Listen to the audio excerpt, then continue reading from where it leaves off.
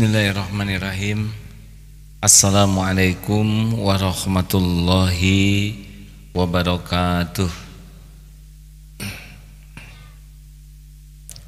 Innal hamdalillah nahmaduhu wa nasta'inuhu wa nastaghfiruh wa na'udzu billahi min syururi anfusina wa min sayyiati a'malina may yahdihillahu fala mudhillalah wa may yudlil fala hadiyalah. Allahumma shalli ala Muhammadin wa ala alihi wa ashabihi ajma'in. Ya Allah, Allahumma nawwir qulubana binuri hidayatik kama nawwartal ardu binuri syamsik abadan abada birahmatika ya arhamar rahimin. Allahumma inna nas'alukal huda wat tuqa wal afafa wal ghina. Allahumma ya muqallibal qulub tsabbit qulubana ala dinika wal iman. Taqabbal minna ya karim innaka antas samiul alim. Amin ya Allah ya rabbal alamin.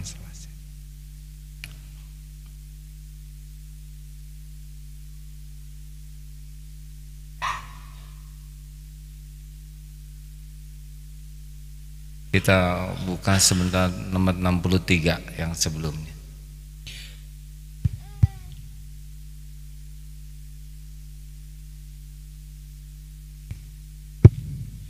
Nomor 63 dulu ya, mengulang yang lalu. Bismillahirrahmanirrahim. Awrada alaikal warida liyatasallamaka min yadil aghyar wa liyuharrika wa yuharriruka min rikil asyar. Allah memberikan kepadamu warid itu semata-mata untuk menyelamatkan engkau dari cengkraman benda-benda dan membebaskan dari perbudakan segala sesuatu selain Allah. Allah mengaruniakan kepadamu warid.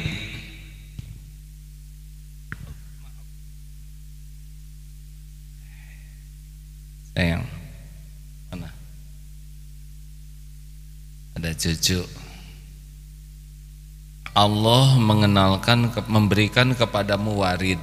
Warid itu sejenis perasaan, kita mengerti dan merasakan di hati, sehingga merasakan kenal ke Allah tuh, yakin. Nah itu warid. Jadi senang kepada Allah, kemudian semakin kenal kepada Allah. Ada yang tahu, ada yang kenal. Tahu Michael Jackson? Kenal? Tidak. Ada yang tahu Allah tapi belum tentu mengenal Allah. Nah, pemahaman, pengertian dan rasa itu namanya warid. Lalu kenapa Allah memberikan senang ke Allah? Satu, supaya lepas dari cengkraman duniawi yang selama ini menjadi tumpuan harapan kita. Jadi dengan kita mengenal Allah sebagai pemilik segala kekayaan, kita jadi nggak lihat orang kaya. Jadi tidak bersandar kepada orang kaya. Dengan meyakini Allah yang membagikan rezeki, kita tidak akan bersandar kepada gaji, kepada omzet, kepada pembeli. Berapa banyak orang yang baik kepada pembeli karena dia merasa pembeli itulah yang pemberi rezeki. Tapi orang yang mengenal Allah, dia tahu pembeli itu hanya jalan rezeki, bukan pemberi rezeki. Dengan mengenal Allah, dia tidak bersandar kepada suami, kepada istri, karena suami bukan penjamin.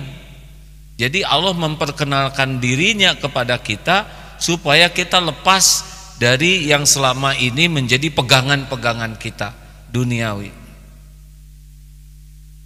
Karena kalau orang belum kenal Allah pasti nyandar ke makhluk,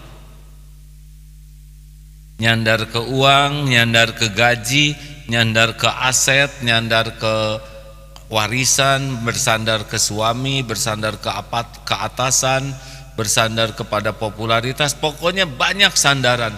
Semakin banyak yang disandari, semakin gelisah. Karena yang disandari ini sama sekali tidak bisa memastikan apapun. Kan yang enak tuh bersandar kepada yang pasti. Dialah Allah Subhanahu wa taala. Jadi kalau orang makin kenal ke Allah, seyogianya makin tidak cinta sama duniawi ini. Nah, kenapa ada orang yang terus ceramah tentang ilmu Allah tapi dia masih bersandar? Nah, berarti yang seperti kata Imam Ghazali, kenapa orang ibadah bahkan dakwah tapi tetap kelakuannya mudah ditipu setan? Karena dia ngusir anjing tapi makanan anjing dia pegang. Jadi anjing balik lagi. Cinta dunia itu ra'su kulli khati'at. Cinta dunia itu sumber. Ini bukan hadis, tapi demikian sebagian ulama mengisyaratkan cinta dunia. Nah, kalau orang kenal ke Allah, dunia udah nggak jadi sandaran.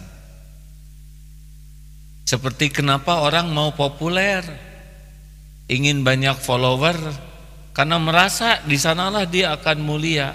Tapi siapa yang yakin kemuliaan itu milik Allah, tu'izzu man tasya wa tudhillu man tasya, dia sudah tidak lagi pusing dengan punya medsos atau tidak, banyak follower atau tidak, karena pikiran dia sudah cukup dengan jaminan Allah. Jelas hadirin?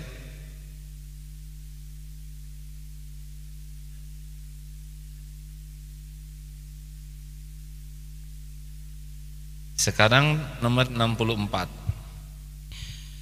Aurada 'alaikal warida liyukhrijaka min sijni wujudika ila fada'i syuhudika. Allah memberikan kepadamu warid karunia-Nya supaya engkau keluar atau terlepas dari kurungan bentuk, kejadian dan sifat-sifatmu ke alam luar yang berupa ma'rifat, mengenal kebesaran, kekuasaan dan karunia Tuhanmu. Nah, kalau tadi kita bersandar keluar, tapi ada juga yang bersandar ke dalam. Saya bisa dengan pengalaman saya. Berapa banyak yang berpengalaman ujungnya tidak mampu? Saya bisa dengan tenaga saya, dengan kemampuan saya, dengan ilmu saya, dengan keterampilan saya. Nah, kalau orang udah kenal Allah tidak berani itu. Beraninya la haula wala quwata illa billah. Tidak ada yang jagoan dalam hidup ini. Sejago apapun tetap kenanya ketentuan Allah. Jago perang tetap saja mati. Kalau takdirnya selamat, selamat. Takdirnya luka, luka. Takdirnya mati, mati. Tidak ada yang jago. Kita berlatih adalah amal soleh. Jadi tidak boleh nanti kita bersandar kepada diri, tadi bersandar keluar. Kita harus memperbanyak pengalaman. Tapi tetaplah haula wala quwata illa billah. Banyak ilmu dibikin lupa gampang oleh Allah. Otot kawat, balung besi, leher beton, urat kabel, wajah asbes, diare. Ayo. Mau push up berapa kali diare, ngalempre. Asli hadirin. Kuat sana sini, virus. Kayak gini. Udah hampir setengah bulan ini. Mudah bagi Allah, makanya tidak boleh kita menjadi ujub, takabur dengan apa yang Allah berikan kepada kita, apapun, baik berupa ilmu, pengalaman, termasuk ibadah. Tadi anak nanya, Bapak, ada yang bertanya, kenapa ada ahli ibadah yang sangat hebat ibadahnya, tapi jadi ahli neraka, tapi yang sudah pernah membunuh 100 orang bisa diampuni oleh Allah. Penyebabnya bukan ibadahnya, sombongnya, takaburnya. Dia ibadah dan merasa hebat dengan ibadahnya, meremehkan orang lain. Jadi dia celaka bukan karena ibadahnya, tapi karena kesombongan dirinya. Kenapa itu yang banyak dosa malah diampuni oleh Allah? Karena dia tahu kepada kemahaampunan Allah. Dia betul-betul remuk di hadapan Allah, tidak merasa ada artinya. Sedang yang ibadah itu merasa hebat. ibadah itu milik dirinya. Nah ini yang tidak disukai oleh Allah. Makanya hati-hati, hafal Quran tuh belum tentu selamat. Kalau hafal Quran jadi ujub, jadi takabur, jadi ria, maka apa artinya Quran? Kalau jadi pengotor hati, harusnya jadi pembersih hati. Sama jadi mubalik ceramah begini, jamaah banyak semangat, jamaah sedikit tidak semangat. Lah, jamaah banyak yang menilai siapa? Jamaah sedikit yang menilai siapa? Sama saja. Mau 1 juta orang yang dengar, mau 1 orang yang dengar, kan Allah yang menilai. Yang dengar tidak punya apa-apa. Diundang di Istana Negara, diundang di Astana Anyar, ada musola Al-Ikhlas, berat datang ke musola. Di sana yang menilai Allah, di sini yang menilai Allah. Jadi guru PAUD, jadi dosen pasca sarjana, enggak boleh merasa lebih itu dosen pasca sarjana dari guru PAUD. Guru PAUD yang menilai Allah, dosen pasca sarjana juga yang menilai Allah Subhanahu wa taala. Nah, kalau orang bersandar besarnya kepada penilaian makhluk sehingga dia merasa besar, itu yang membuat rontok. Nah, Allah memperkenalkan dirinya kepada kita supaya kita tidak bersandar kepada ilmu, pengalaman, keterampilan, wawasan, jaringan. Ya kita miliki sebagai amal soleh, belajar, berlatih. Tapi sandaran kita tetap Allah Subhanahu wa ta'ala. Jelas hadirin? Ya begitulah. Ada pertanyaan? Kalau sudah jelas ya segitu-gitunya.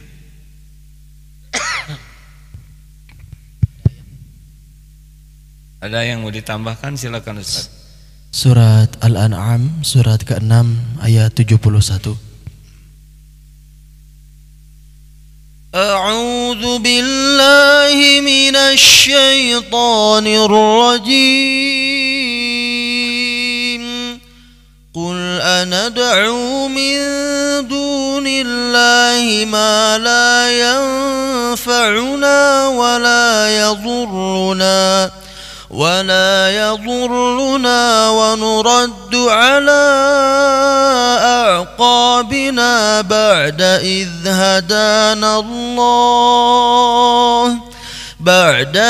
هدانا الله كالذي استهوته الشياطين في الأرض حيران له أصحاب يدعونه إلى الهدى ائتنا قل إن هدى الله هو الهدى وأمرنا لنسلم لرب العالمين. Katakanlah Muhammad, apakah kita akan memohon kepada sesuatu selain Allah yang tidak dapat memberi manfaat dan tidak pula mendatangkan mudarat kepada kita? Dan apakah kita akan dikembalikan ke belakang atau kepada kesyirikan setelah Allah memberi petunjuk kepada kita?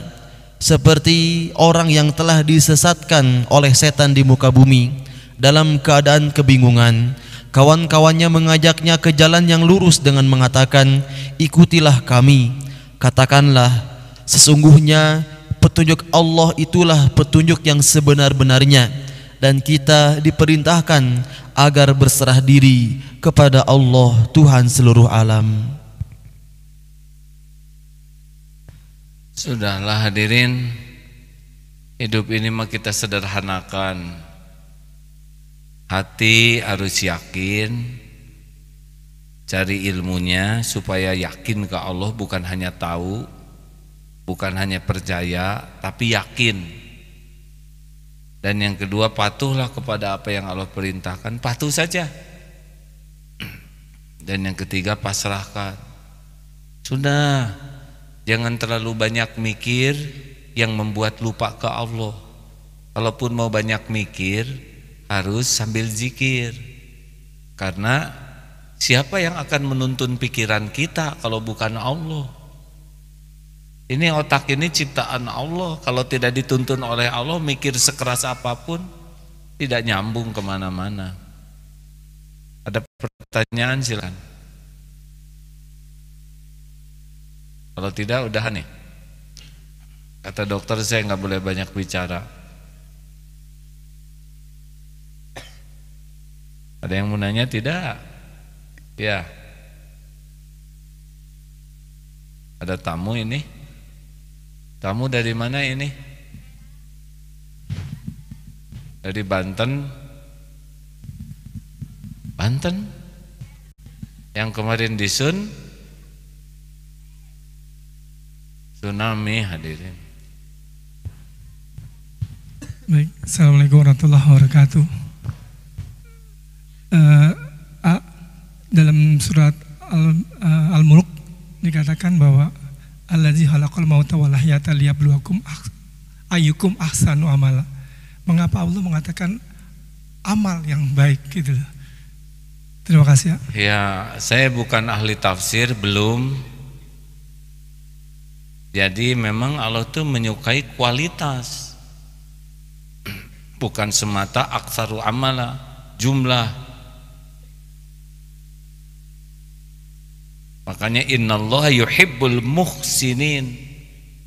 Nah, biasanya orang yang senang dengan penilaian makhluk membuat cover yang dibagus-baguskan topeng, tapi yang ahsanu amala yaitu yang baiknya tuh sampai ke lubuk hati. Contoh ya, ini sering disampaikan, ada orang berbuat baik supaya dianggap baik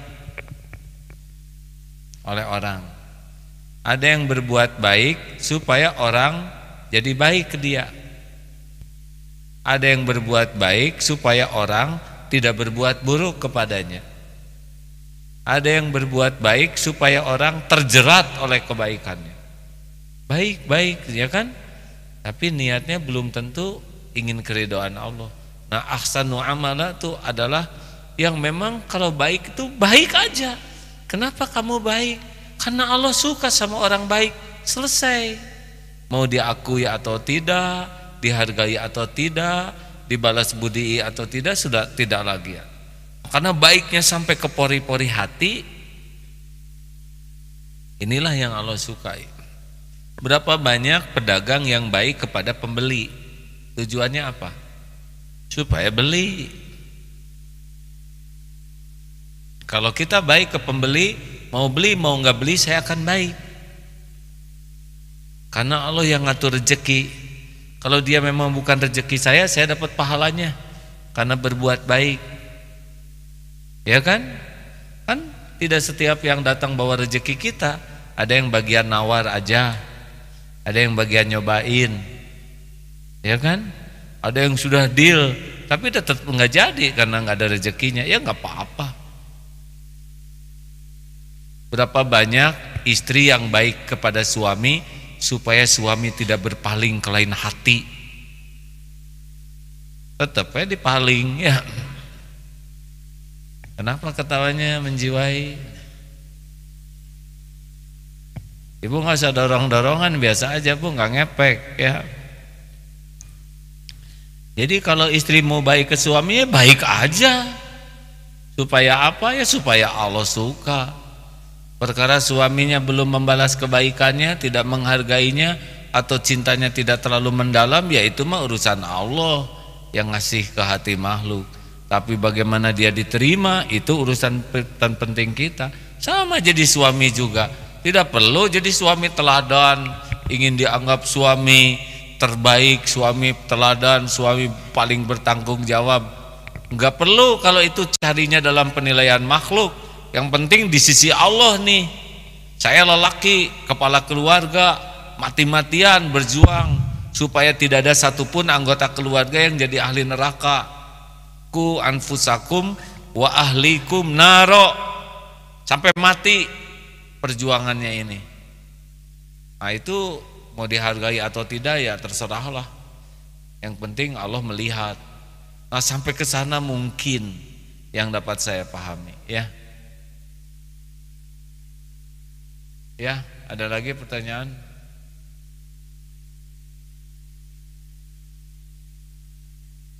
Gimana nanya yang di atas? Tulis saja surat, terus lemparkan. Sana ada batu enggak supaya ada pemberat? Ya.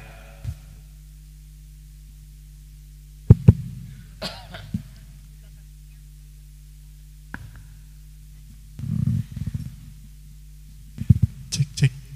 Terima kasih atas waktunya. Assalamualaikum warahmatullahi wabarakatuh. Alhamdulillah, subhanallah. Saya masuk ke masjid AA, terus terang gemetar AA, karena saya berasal dari jauh, dari Bangka Belitung. Saya selama Kenapa gemetar? Saya jinak, Bu.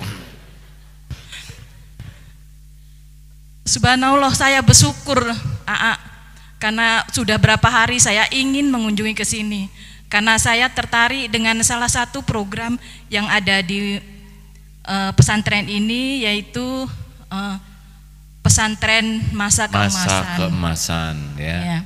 Saya tahu ini, selain saya buka di Google, saya juga tahu dari jamaah Ustadz Hendi.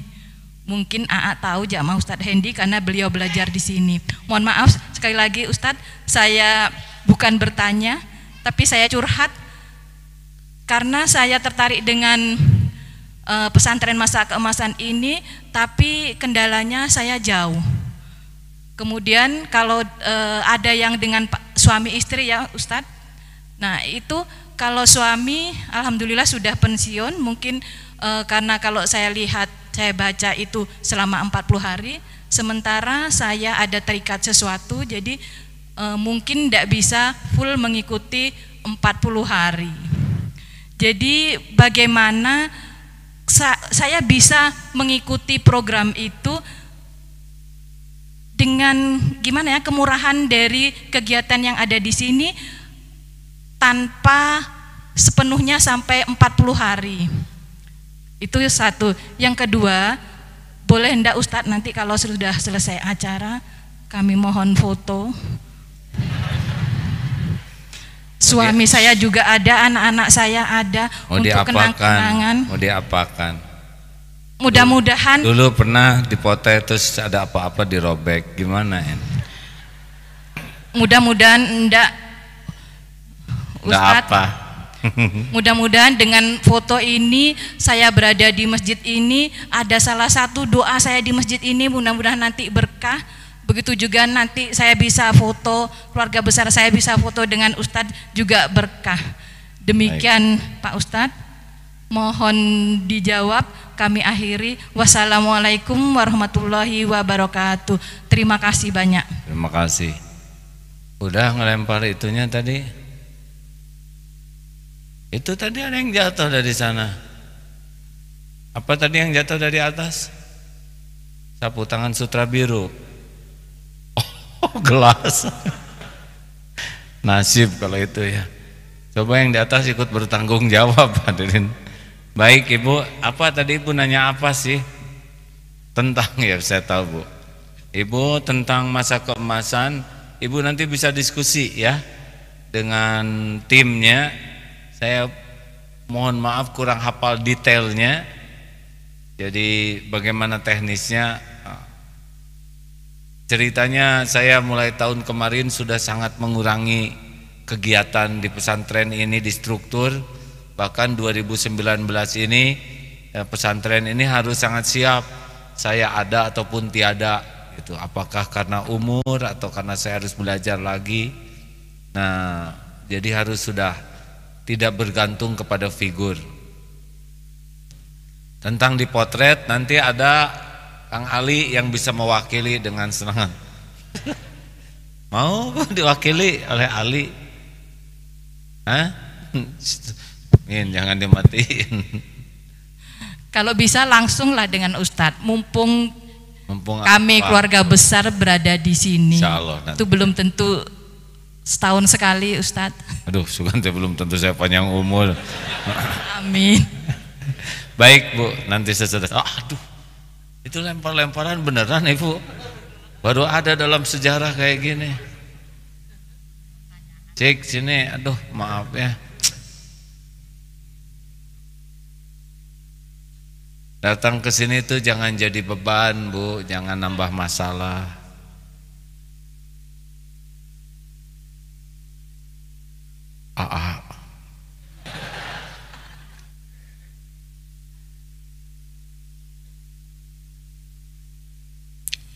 Berkaitan dengan riba, kalau sudah terlanjur berhutang ke bank, apa yang harus dilakukan?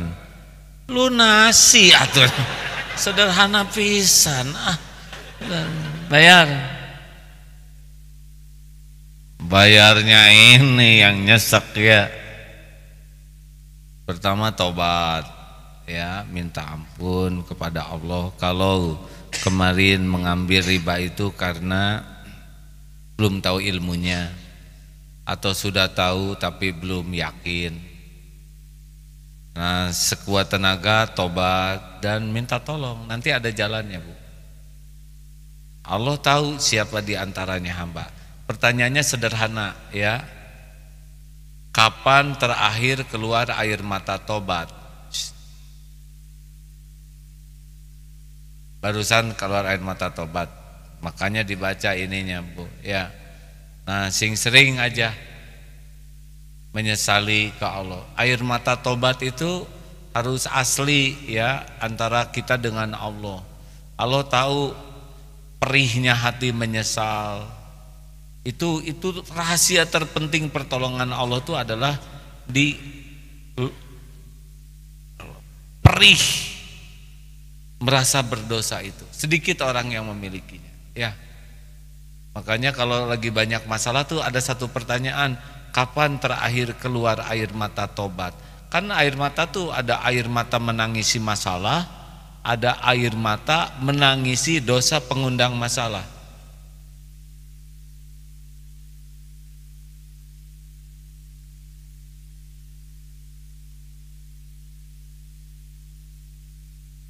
Coba semuanya nanti bertanya ke diri masing-masing, kapan keluar air mata tobat yang benar-benar takut ke Allah dengan dosa yang kita lakukan. Itu masalah hadirin. Kalau kita tidak pernah menangisi dosa, itu kayak gerbang yang terkunci.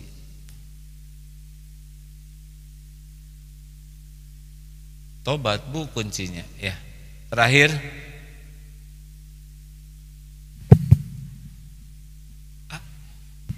Bismillahirrahmanirrahim. Assalamualaikum warahmatullahi wabarakatuh.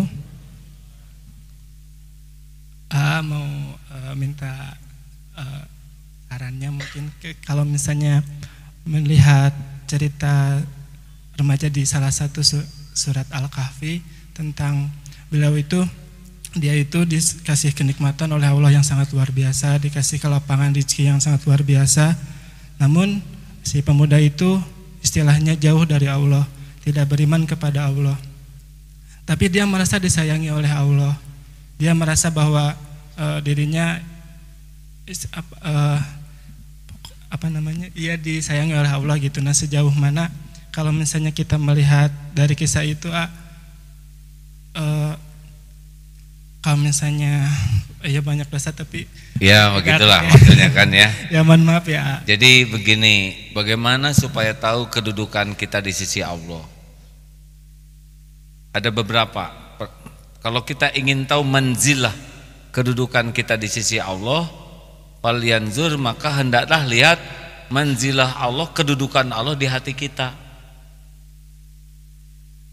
Kalau kita sudah kedudukan Allahnya dahsyat sekali di hati kita, apa ciri lainnya? Kita itu akan selalu mengingat yang sangat penting. Benar? Kalau Allah sudah menjadi sangat penting di hati kita, kita bakal ingat terus ke Allah. Silahkan periksa, kalau ingat Allah itu on, lampu nyala, lupa ke Allah itu off, banyak nyalanya, banyak gelapnya. Belum tentu sholat juga ingat ke Allah. Ciri lainnya orang yang disukai Allah adalah diberikan kemudahan untuk taat walaupun dia malas, dan dipersulit berbuat maksiat walaupun dia ingin.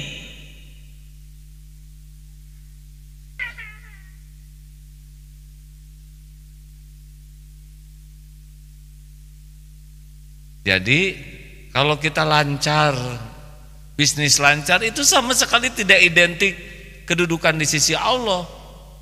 Jadi kalau orang kaya, sukses, bisnis, biasa saja, itu tidak ada yang istimewa. Karena penjahat juga, zolimin, kafirin, munafikin, musyrikin bisa diberi lebih dari itu. Tapi ada cirinya, orang yang dikehendaki Allah tuh. Rasulullah SAW bersabda, man yuridillahu bihi khairan yufaqihu fid din. Barang siapa yang dikehendaki Allah kebaikan baginya, Allah berikan paham agama. Nih seperti teman-teman sekarang dan yang menyimak Facebook, IG, YouTube, kenapa menyimak? Siapa ini yang menggerakkan? Banyak yang sudah senior, tapi belum tentu senior mau belajar. Ini berapa yang tertua Pak, angkatan kita yang terakhir ini? 74 tahun, mana? Bapak 74? Alhamdulillah. Usia 74 mesantren. Itu karunia Allah hadirin. Benar kan Pak? Barang siapa yang Allah kehendaki kebaikan baginya, gerbangnya dibuat paham agama. Jadi kalau dikasih pangkat, kekayaan, jabatan, popularitas, itu bukan tanda sukses. Makanya biasa saja punya anak misalkan terkenal, kaya, bisnisnya bagus, gelarnya banyak, itu biasa aja, tidak ada yang spesial, nothing special. Benar gitu? Jadi jangan bangga, tapi kalau anak jadi ahli makrifat, ahli taat, ahli pasrah, itu rezeki besar. Terima kasih hadirin sekalian, mudah-mudahan ada hikmahnya. Belajar kecewa tidak? Kalau kecewa bagus, berarti pengen belajar lagi. Aduh, dari Banten? Ya karena dari Banten kami mendengar. Oh iya, ini. Iya. Assalamualaikum warahmatullahi wabarakatuh. Nama saya Ibu Rizka dari Cikande Permai, Serang, Banten. Berapa jauh dari pantai? Ya kira-kira 50 km. Oh aman. Ya. Dekat Gunung Berapi tidak? Ya lumayan dekat. Ya hati-hati ya. Iya. Ada tebing-tebing enggak? Banyak Itu musim longsor sekarang ya. Iya. Doain yang kita selamat ya Ini mau nanya, bagaimana caranya menjadi muslimah khususnya yang sabar gitu Pokoknya sabar di segala situasi gitu. Terima kasih tenang. Assalamualaikum warahmatullahi wabarakatuh. Tunggu dulu, belum. Belum. Ibu pengen sabar. Iya tapi nggak sabar nih kayaknya, pengen dijawab. Ibu sabar itu apa? Saya sendiri kurang paham Kenapa pengen yang kurang paham? Makanya saya pengen dijelaskan Baik. Ibu terima kasih Tunggu dulu, belum. Sabar itu prinsip dasarnya adalah menahan diri, mengendalikan diri, sehingga yang kita lakukan itu yang Allah sukai, itu sabar. Jadi kalau orang tidak sabar, dia tidak bisa menahan, langsung saja mau ngomong-ngomong, mau marah-marah. Tapi orang yang sabar, cucu lagi senang-senangnya sama saya, ini AA, namanya panggilannya AA.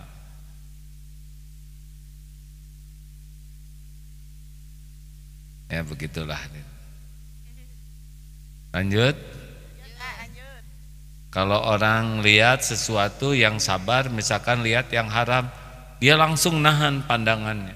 Nah yang tidak sabar langsung melotot. Dari sana turun maksiat-maksiat lain.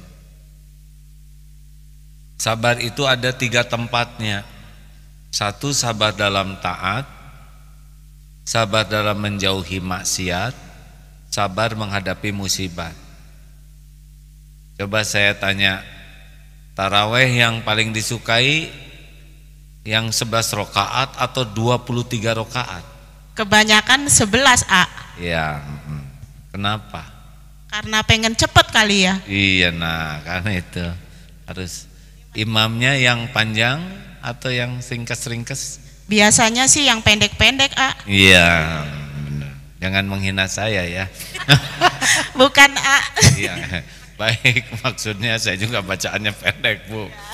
Nah, itulah kesabaran. Ramadan itu kita bacaan kurang hafal banyak.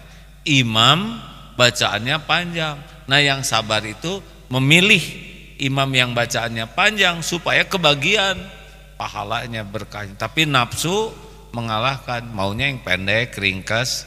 Bahkan kalau bisa Bismillahirrahmanirrahim, Yasin, Allah. Itu dianggap imam idaman bagi yang kurang sabar. Nah, sabar yang kedua adalah ketika menjauhi maksiat.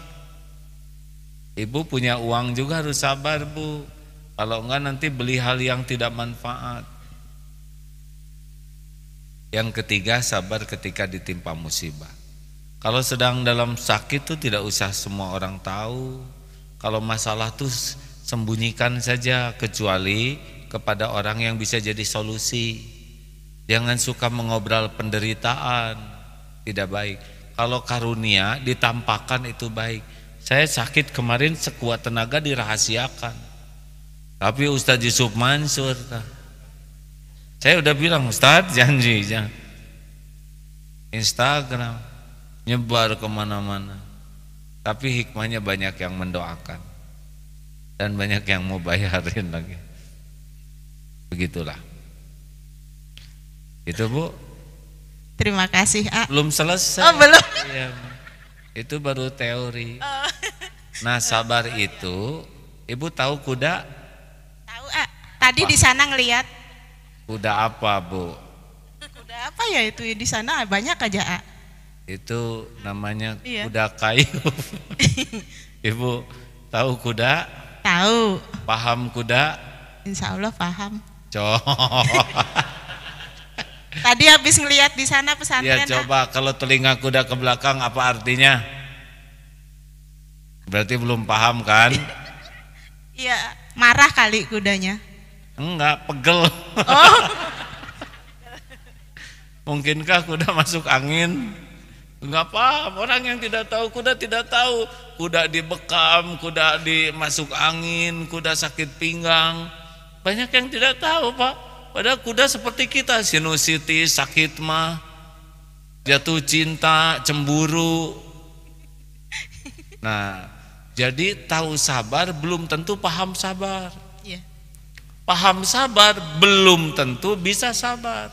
Orang yang belajar kuda tapi tidak naik kuda nggak bisa. Jadi sabar itu adalah latihan. Riadoh.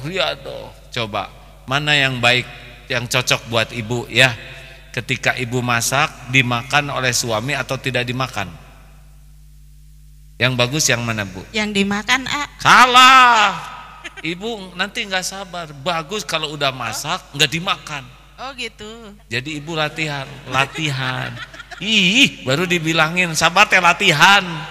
Saya harus sabar, hadirin ya. Kita berbuat baik, yang bagus untuk latihan, berterima kasih atau tidak orang lain ke kita? Tidak. Oh iya tidak, saya mau jawab. Nanti iya. nyesek kan di sini ya, tapi berlatih, Bu. Udah masak, masakan kayak gitu jelek banget, nggak enak. Iya. Nah, latihan. Nyesek banget itu. Nah, itu digunakan latihan. Kalau ibu tidak punya program latihan, ibu lagunya pulangkan saja, ya. Ya, ke rumah orang tua gitu, A. Tapi kalau ibu punya program latihan, sesuatu yang menyakitkan itu jadi nikmat. Nah, banyaknya orang tidak punya program riyadhah, tidak punya program mujahadah. Hanya programnya hanya belajar. Itulah sebabnya beberapa suami kecewa melihat istrinya rajin ke pengajian. Ibu ke pengajian seperti makan obat, tapi perubahan yang signifikan hanya dalam seragam, gitu. Iya bener, Dan peningkatan yang nyata adalah dalam cicilan, ya. Terus iya. Belum lunas udah ngambil lagi. Iya. Ibu kalau musibah tidak usah diceritakan, ya. Kalau sudah lunas baru cerita. Itu jujur, Oh iya.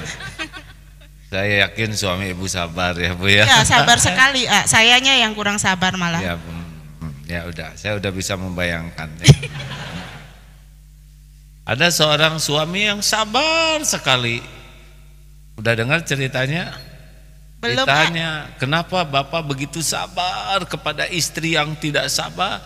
Oh, saya pernah lihat istri saya itu sabar. Suatu saat kan di rumah ada kucing, dicakar oleh kucing. Istri saya tidak marah, malah senyum. Ke kucing tuh. Satu, hanya ngomong satu. 3 hari kemudian, wah, dikoet lagi segini. Gak marah, senyum. 2. Sesudah 1 minggu kucing itu memang galak, lalu ngegigit sedikit di sini sampai luka. 3. Terus dikasih makan kucing tuh, udah dikasih makan, kejang kucing tuh, berbusa, mati rupanya. Suami marah, ibu kenapa jadi perempuan keji sekali? Kucing hanya ngoet saja sampai diracun sampai mati gitu. Istrinya senyum. 1. Kena deh. Sudah itu nggak marah lagi, karena sudah membayangkan.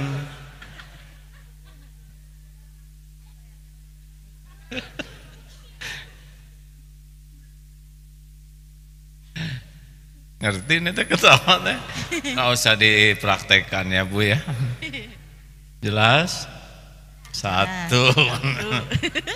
Tadi praktekin. Saya juga suami yang sabar.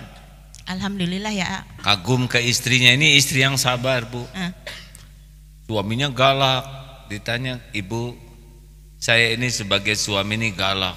Kenapa ibu sabar? Gimana menghadapi rasa sakit hati? Oh, saya kalau sakit hati Pak, langsung aja ke kamar mandi. Lalu ngapain di kamar mandi? Ya saya gosek WC Pak. Emang gosek WC bisa sabar? Bisa, kan pakai sikat gigi Bapak.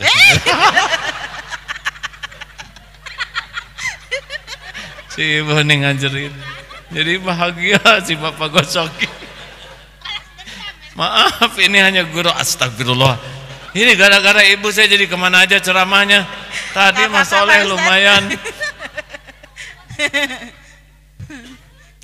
Udah Bu, pulang sana ke Banten ya.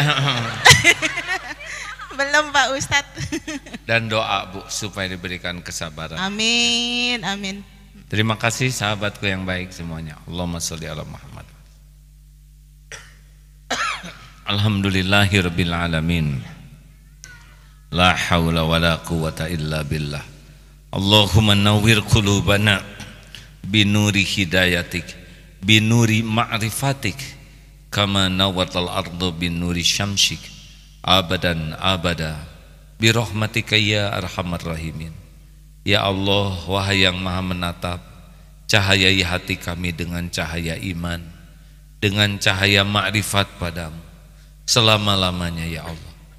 Duhai ya Allah, catatkan kami semua menjadi hamba-hamba yang Engkau beri nikmat yakin padamu, yang tidak pernah merasakan sendiri karena merasakan selalu ditemani oleh, yang tidak pernah berharap dari apapun siapapun selain hanya berharap darimu, yang tidak gentar dan takut terhadap apapun siapapun selain takut padamu, takut jauh darimu, takut Engkau tidak ridho, takut tidak bisa pulang kepadamu.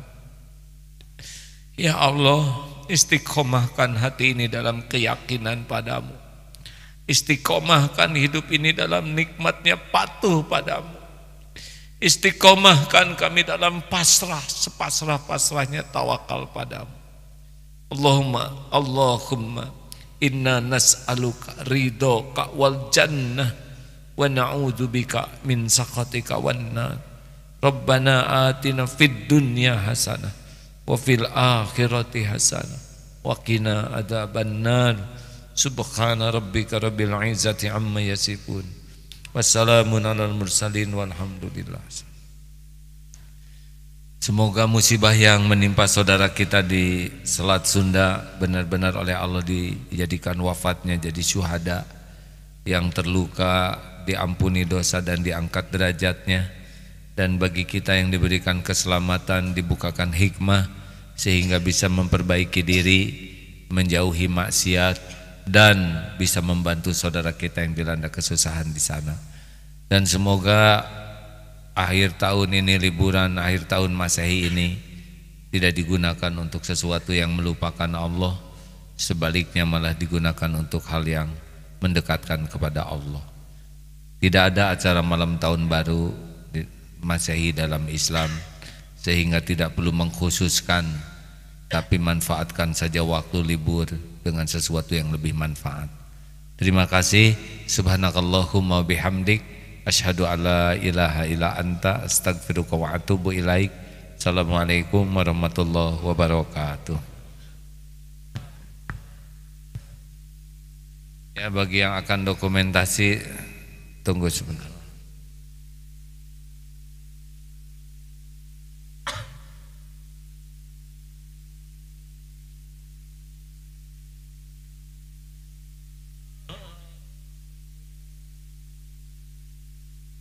Makasih.